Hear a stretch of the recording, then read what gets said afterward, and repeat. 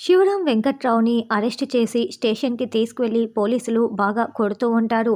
రఘురాం లాయర్ని తీసుకొని శివరాం వెంకట్రావుని విడిచిపెట్టండి అని అడుగుతూ ఉంటే, ఏం మాట్లాడుతున్నారు, మీరు ఎవరి కోసం వచ్చారు అని ఏమీ తెలియనట్లు పోలీసు రఘురాంని నిలదీస్తూ ఉంటారు. శివరాం వెంకట్రావు మాటలు అరుపులు బయటికి వినిపించకుండా వాళ్ళ నోట్లో గుడ్డలు కుక్కి మరీ పోలీసులు చితక్కొడుతూ ఉంటారు. నువ్వే కదన్నయ్యా నాకు పొలం అమ్మేశావు అని అనగాదేవి అబద్ధాలు చెప్పి వెళ్ళి ఉంటుంది. ఇక రఘురామ్ అయితే ఈ అనగాదేవి ఎలా మోసం చేస్తుందో అని చాలా షాకింగ్గా చూస్తూ ఉంటారు. తర్వాత ఊరి జనాలందరూ కూడా ఆ రఘురామ్ గారు 10 ఎకరాల పొలాన్ని గుడి కోసం ఇస్తానని చెప్పి ఇప్పుడు డబ్బులకి ఆశపడి అనగాదేవికి ఆ పొలం అమ్మేశాడంట. అతను ఒక పెద్ద మనిషేనా, డబ్బులకి చూడు ఎలా ఆశపడి గుడి కట్టించలేదో అని రఘురాం గురించి అసభ్యంగా ఊరి జనాలు మాట్లాడుకుంటూ ఉంటారు.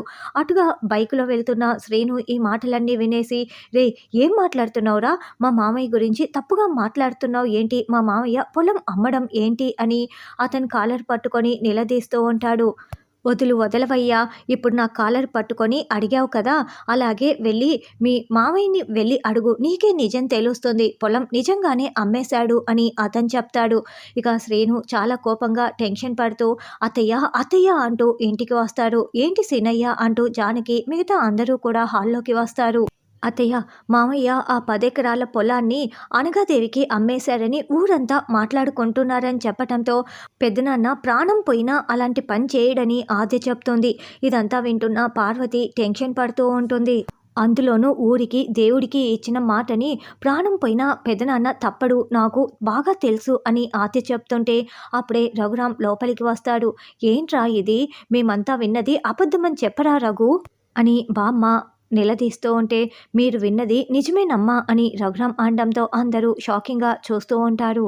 తర్వాత రామలక్ష్మి, మా నాన్న దగ్గర ఆ పొలం ఎవరు కొనుక్కున్నారో చెప్పు అని అస్మితని నిలదీస్తూ ఉంటే, మీ దూరపు చుట్టాలు ఎవరు అనగాదేవి అని ఉన్నారంట కదా, ఆవిడకి అమ్మేశాడంట అని అస్మిత చెప్పడంతో రామలక్ష్మి శౌర్య ఇద్దరు చాలా షాకింగ్గా వింటూ ఉంటారు.